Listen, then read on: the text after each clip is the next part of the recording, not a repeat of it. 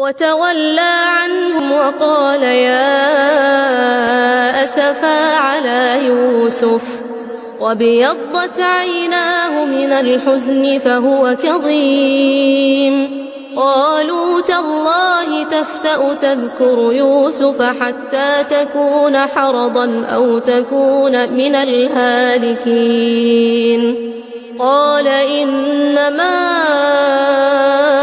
أشكو بثي وحزني إلى الله وأعلم من الله ما لا تعلمون. يا بني اذهبوا فتحسسوا من يوسف وأخيه ولا تيأسوا من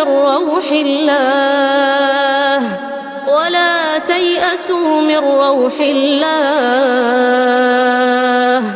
إنه لا ييأس من روح الله إلا القوم الكافرون.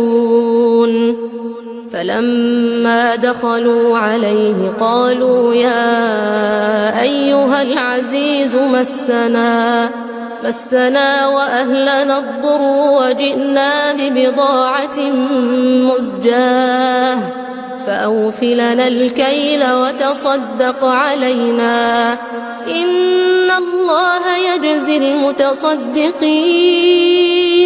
قال هل علمتم ما فعلتم بيوسف وأخيه إذ أنتم جاهلون؟ قالوا أئنك لأنت يوسف؟ قال أنا يوسف وهذا